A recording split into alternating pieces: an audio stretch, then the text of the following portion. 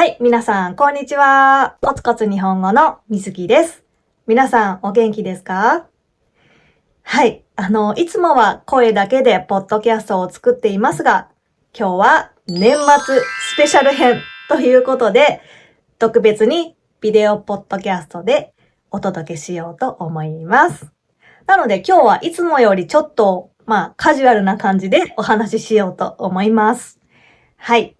で、今日のテーマなんですけど、2023年の振り返りです。2023年ももうすぐ終わりますが、皆さんどうでしたか？1年。楽しい1年になりましたか？私はですね、今年の初めに、目標っていうか、やりたいことリストを、たくさん作ったんですよ。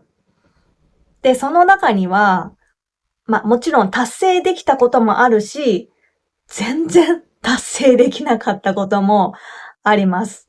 例えば、目標の一つに、今年中に、YouTube の登録者数1万人いくっていう目標があったんですね。でもね、皆さん、ご存知かもしれないんですけど、私の今の登録者数は、やっと6000人いったところでございます。はい。なので、あとね、4000人足りないっていうね。あと4000人も足りないっていう感じで、はい。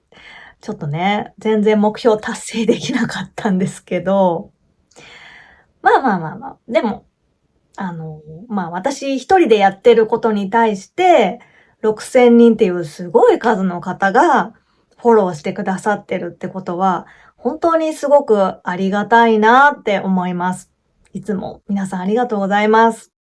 YouTube だけじゃなくて、いつもポッドキャストを聞いてくださってる方とか、Instagram、X、TikTok とかフォローしてくださってる人、それからもちろんペイトリオンメンバーの方、そしてバイミアカフィで応援してくださってる方、たくさんの方に応援してもらって活動できてるのは本当にありがたいなって思ってます。はい。で、来年はね、もうちょっと頑張ってできたら1万人、ね、YouTube の登録者数1万人いけたら嬉しいなって思います。はい。で、今年は仕事の面で、いい意味でも悪い意味でも大きな変化ってなかったんですね。なので、来年こそは、成長の年にしたいなって思ってます。チャレンジ、新しいことにチャレンジして、そうね。そうですね。勝負の年にしたいなって思ってます。時間と体力がね、足りないってことが問題なんですけど、はい。頑張って働きます。はい。で、達成できたことについてもちょっと話そうと思います。目標の中に、週に3回は運動する。そして週に3回は8000歩、8000ステップス歩くっていう目標があったんですね。それは達成できました。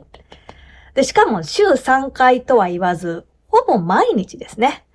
ほぼ毎日運動したし、ほぼ毎日8000歩歩けました。はい。毎日筋トレ、筋肉トレーニングとか、有酸素運動、簡単なダンスとか、そういうのをね、毎日30分ぐらいはしてたかな。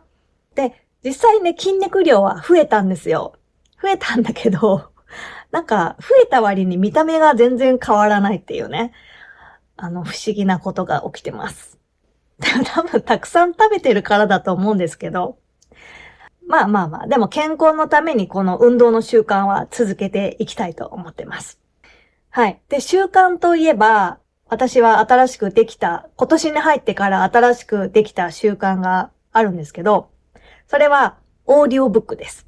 皆さん聞きますか？オーディオブック。私はね、今まで紙の本が好きだったから、オーディオブックちょっと嫌だなと思って、なんとなくね、避けてきてたんですよ。全然、試そうと思ってなかったんだけど、ある生徒さんからおすすめされて、じゃあ聞いてみようと思って、試しに、2ヶ月無料の期間があったから、それで試して、いろんなオーディオブック聞いてたら、もうすごくハマってしまいました。いろんな本が読むっていうか聞けます。家事しながらとか、運転しながらとか。やっぱりね、日々忙しいじゃないですか。でも、オーディオブックだったら、何々しながらで、本が読めるから、すごく便利だなって思って。なので、オーディオブックおすすめです。はい。そうですね。あと、今年の新しい気づきについて話そうと思います。ちょっとだけ真面目な話なんですけど、心のケアをすることの大切さに気づいたという話です。実は私今年に入ってから何回かカウンセリングを受けました。で、日本でカウンセリングに行くっていうのは全然一般的じゃないんですね。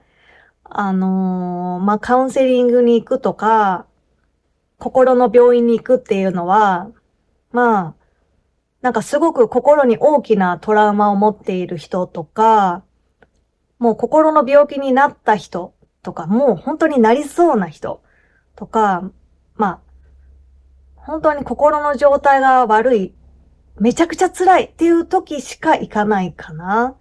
で、しかもカウンセリングを受けるとか、そういう精神科に行くって言ったら、すごく心が弱い人っていうイメージがあったり、あと我慢が足りないとか、なんか恥ずかしいこととか、そういうちょっとネガティブなね、イメージが強いんですね。だからあんまり行かない人が多いんですけど、で、ちょっとずつその雰囲気も変わってはきてるんですけど、まだまだ、理解は足りないっていう状況です。はい。で、そうですね。私も、将来に対する不安とか、ちょっとしたストレスの積み重ねで、落ち込んじゃったり、モチベーションが下がったり、すごいイライラしたり、急に泣きたくなったり、ちょっと、そうね、ちょっとあんまり心の状態が良くなかった時期がありました。なんか、眠れなくなったりとかね。で、自分の今心の状態良くないなーって思ってたんですよ。で、そういう時にこれも生徒さんからね、おすすめしてもらったんだけど、カウンセリングいいよって、教えてくれて。で、そっかそっか、カウンセリングっていう方法があったわって思い出して、で、ちょっとオンラインサービス調べて、カウンセリングをね、受けてみたんです。そしたら、それがすごく私にとっては効果的でした。カウンセラーの質問がすごく上手なんですよね。なんか、その質問に答えることで、自分の考えていることとか気持ちが言語化できるんですよ。言葉にすることができる。それまでは目に見えないことで自分の心の頭の中で、なんか辛いな、なんかイライラするな、なんか納得できないなっていう、もやもやした気持ち、曖昧な感じだったのが、そのカウンセラーさんの質問によって言葉にすることができるんです。それが、すごく、トンネルの出口がちょっと見えたみたいな感覚になって、すっきりしました。きっと欧米のリスナーさんの方はカウンセリング受けたことある人多いと思うので、わかるよ、知ってるよって感じだと思うんですけど、私にとってはそれはすごく新しい気づきで、受けてよかったなーってすごく思いました。で、そこで初めて、私ってこう考えてたんだ。こう感じてたんだ。とかね、そういうことがはっきり分かって、じゃあ、こうやって考えるようにしようとか、じゃあ次こうやって行動しよう、みたいな、前向きな気持ちになれたんですね。なので、これからも、月に1回か半年に1回かわかんないですけど、定期的にカウンセリングを受けて、頭とか心の整理をしたいなって思いました。本当に人生いろいろ山あり谷ありいろいろあります。まあ私もね、3人子供がいて、先生幸せそうですねって言ってもらえること多いんですけど、まあ人並みにいろいろ悩みありますよ。ね、それは皆さんもきっと一緒だと思います。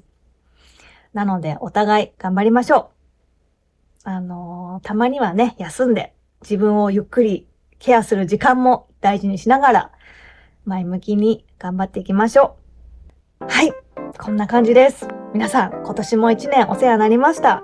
いつもありがとうございます。来年もよろしくお願いします。もしね、このポッドキャストで、この1年に聞いたエピソードで、一番面白かったエピソードとか、お気に入りのエピソードがあったら、こっそり DM とかメッセージとかくれたらとても嬉しいです。では皆さん、良いお年を。バイバーイ。